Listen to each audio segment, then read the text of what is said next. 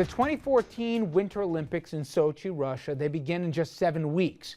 But the international rivalry, or even at this point, let's be honest, animosity, it's already heating up. Yesterday, President Obama announced that he would not go to the games in an official capacity, nor would any member of the government. But he will send 2 openly gay athletes as members of the U.S. delegation. Now, one, of course, tennis legend, civil rights pioneer Billie Jean King, and the other, former Olympic women's hockey medalist Caitlin Cahow. Now, the games, of course, they come amid a controversial new law in Russia outlawing public displays of homosexuality or even support of homosexuality. I'll start with you, Andrew. I've heard 2 different arguments on this. One was that was terrific by the president. He found just the right balance to send the message, especially given the recent events, not just this, but also the Snowden situation and how Russia gave comfort to what was clearly an enemy of the U.S. But then others said, hey, you should go even further. We should have boycotted the games. And other people saying, wait a minute, this is the Olympics after all. You know, in doing this, you're not only thumbing your finger at the games, but you're also, in many ways, you know, creating a precedent that's going to happen game after game. Yeah, I don't think you can boycott the games. I don't think Olympic boycotts work. And the last time we've done that or went through that, we kind of ruled that out as going forward. You know, I'm not sure that I think we've done enough to object to the policy in Russia, which is just, I mean, it's just inconceivable in 2013 and 2014 that you would wind up doing that. But I don't think you can send, the president can't do that. Biden can't, well, Biden can do just about anything, but Biden can't do that. This may be just about the best way to thread that needle. I'm not really sure what more you could do.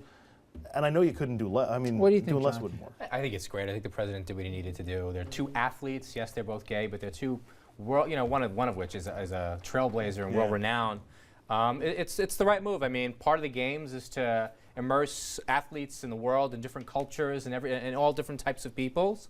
And the U.S. is the world leader on human rights, and we're flexing our muscles. Dominic, there was one point that somebody made earlier that I thought was good, which was, if you think about the U.S. Olympic team, before Billie Jean King went there, right, and I know we followed the table for people from the younger generation, not only was she a trailblazer, but she's taken on causes throughout her professional career, I always think with grace and dignity. She's going to be able to take the weight here. The other athletes aren't going to have to make the protest signs on the stages or on the Olympic stands. You know what I mean? She's going to be able to do that along with the other member of the delegation. But I agree with you. The president he's sending Janet Napolitano, who's not even in the administration. I mean, talk about a giant middle finger to Russia. He didn't even go through the pretense of it. First lady's not going. I mean, nobody's going to this thing. What do you think? I would agree that it's about the right message to send. The president is forcing Russia to deal with the issue of sexual orientation, whether they want to or not, with Billie Jean King, and she's an international icon. Yep. Right move. Shame on the International Olympic Committee for not pulling the Olympics out of there after this happened.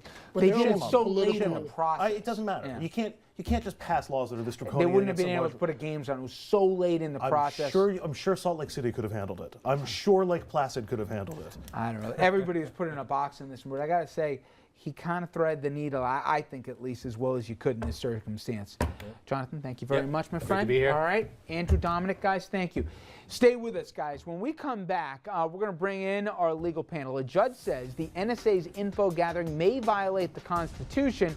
We've got an IT expert and our legal panel to tell us if they did or didn't. And also an amazing case out of Texas where somebody argues because the kid had too much money, that excused unforgivable actions. We're going to talk about that and a lot more straight ahead.